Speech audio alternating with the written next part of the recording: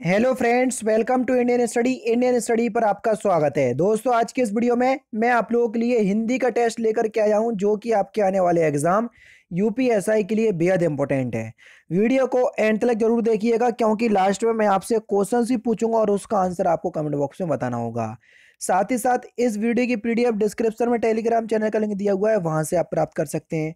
पहला क्वेश्चन, यशोधरा में कौन सी संधि है? जल्दी बताइए। यशोधरा में आपसे संधि पूछी गई है कि यशोधरा में कौन सी संधि है। तो अगर हम यशोधरा का संधि विकसित करें तो क्या होगा? यशा प्लस धरा। यशा प्लस धरा, क्योंकि विसर्ग लग गया इसलिए विसर्ग संधि। पहला ऑप्शन करेक्ट। उल्लास का संधि विच्छेद क्या होगा? उल्लास का संधि विच्छेद जल्दी बताओ। तो उल्लास का संधि विच्छेद हो जाएगा उत प्लस लास। ता का नियम लग रहा, व्यंजन संधि होगी। दूसरा ऑप्शन करेक्ट। असमिया भाषा का विकास किस अपभ्रंश से हुआ? जल्दी बताइए। असमिया भाषा का विकास किस अपभ्रंश से हुआ? तो सही आंसर हो जाएगा आपका मागधी अपभ्रंश। तीसरा ऑप्शन करेक्ट। जिन वर्णों का उच्चारण बिना अवरोध के होता है उन्हें क्या कहते हैं?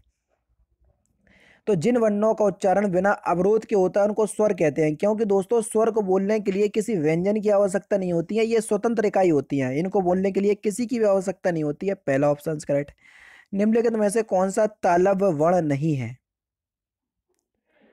देख लीजिए कौन सा तालव्य वर्ण, यानी कि जो तालु से नहीं बोला जाता है। बड़ा आ, बड़ा आ जो है ये तालव्य वर्ण नहीं है। चौथा ऑप्शन यहाँ पर आपका बिल्कुल क्या हो जाएगा सर? करेक्ट हो जाएगा। बड़ा आ और छोटा आ दोनों ही कंठ से बोले जाते हैं, ना कि तालव्य से। ठीक है, चौथा option correct. Next question start करने से पहले मैं आपको बता दूं दोस्तों, अगर आप उत्तर प्रदेश के किसी भी आगामी एग्जाम की तैयारी करना चाहते हो, चाहे यूपी पीएससी अपर सबॉर्डिनेट हुआ, लोअर पीसीएस हुआ, RO ARO, UPSI, UP triple SC, PET, UP लेखपाल, बीईओ या ऑप्शनल कोर्स, या आगामी जितने भी एग्जाम है, किसी भी एग्जाम की तैयारी करना चाहते हैं, तो अनअकैडमी आपसे कहती है कि आप इन सभी के लिए कभी भी अलग अलग पैसे परचेस या अलग अलग पैसे मत दो। क्योंकि अनअकैडमी की खासियत ही यही है कि आपने यूपीपीएससी और यूपी ट्रिपल एससी कैटेगरी के अंदर सब्सक्रिप्शन परचेस कर लिया, तो उस कैटेगरी में जितने भी कोर्स चलाए जा रहे होंगे आप सभी को एक्सेस कर पाओगे, सभी को एनरोल कर पाओगे केवल एक ही सब्सक्रिप्शन के साथ। ये इसी कैटेगरी की खासियत नहीं है। चाहे आप railway, bank, SSC, UPSC, BPSC, RPSC, CPSC, किसी भी कैटेगरी में कोर्स परचेस कर लो, उस कैटेगरी में जितने भी कोर्स चलाए जा रहे होंगे आप सभी को एक्सेस कर पाओगे। ठीक है, और आगामी बैचेस आपके हर महीने बिल्कुल लगातार ये लोग लाते ही रहते हैं। जैसे कि मैं आपको बता दूं, अगर आप यूपीपीएससी को 2022 मान करके टारगेट मान करके तैयारी कर रहे हो, तो देखो अनअकैडमी आप लोगों के लिए एक साल का ये टारगेटेड बैच लेकर के आई है, जो कि 27 अक्टूबर से स्टार्ट भी हो जाएगा, जिसमें अलग अलग सब्जेक्ट आपको अनअकैडमी के टॉप एजुकेटर के द्वारा पढ़ाए हुए दिखेंगे। देख लीजिए, ये सारे एजुकेटर आपके दिख रहे होंगे आपको, जिसमें अलग अलग सब्जेक्ट अलग अलग एजुकेटर्स के द्वारा लिया जाएगा। तो एनरोल करने का तरीका मैंने आपको बता दिया।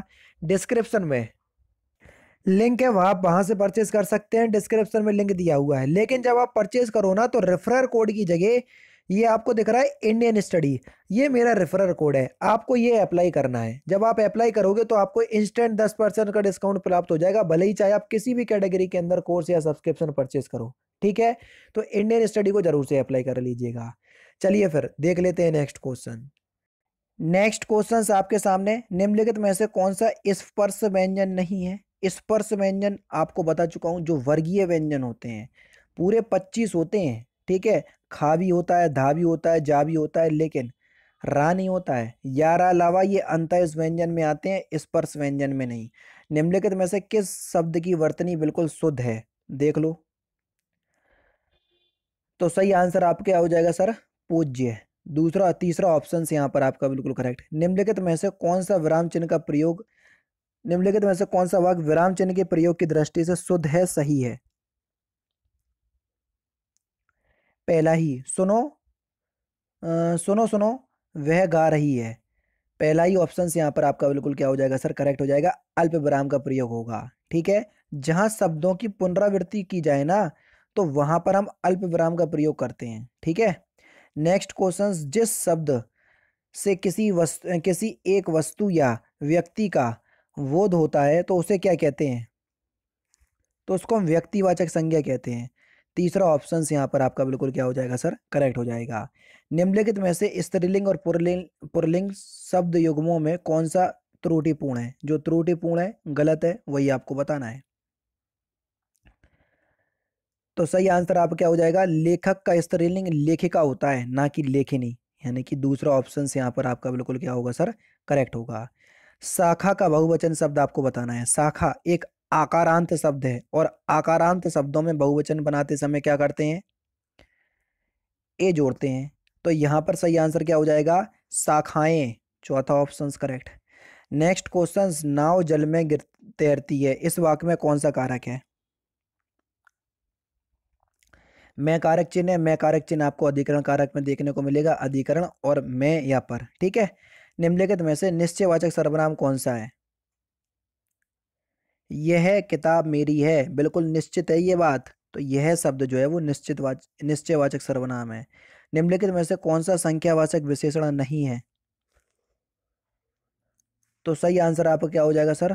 थोड़ा, ये परिमाणवाचक विशेषण में जाएगा, ना कि संख्यावाचक, चौथा ऑप्शन करेक्ट। जो क्रिया संज्ञा या विशेषण से बनती है उसको क्या कहते हैं? कल ही बताया था मैंने। जो क्रिया संज्ञा या विशेषण से बनती है नाम धातु क्रिया कहते हैं, बताया था ना मैंने। जैसे संज्ञा हाथ शब्द हो गया, संज्ञा उससे होगा हथियाना, लात से लतियाना, ठीक है। विशेषण शब्द ले लो, गरम से गरमाना, ठीक है। राम खाता होगा, इस वाक्य में कौन सा काल है? राम खाता होगा, पता नहीं है खा रहा है कि नहीं, खाता होगा, संदिग्ध वर्तमान काल, दूसरा ऑप्शन करेक्ट। समानता अव्यय के कितने भेद हैं? समानता अव्यय के कितने भेद होते हैं? चार। तीसरा ऑप्शन यहाँ पर आपका बिल्कुल करेक्ट हो जाएगा। क्रिया विशेषण अव्यय, संबंध बोधक अव्यय, समुच्चय बोधक अव्यय, विस्मयादि बोधक अव्यय। निम्नलिखित में से कौन सा शब्द तत्सम शब्द है?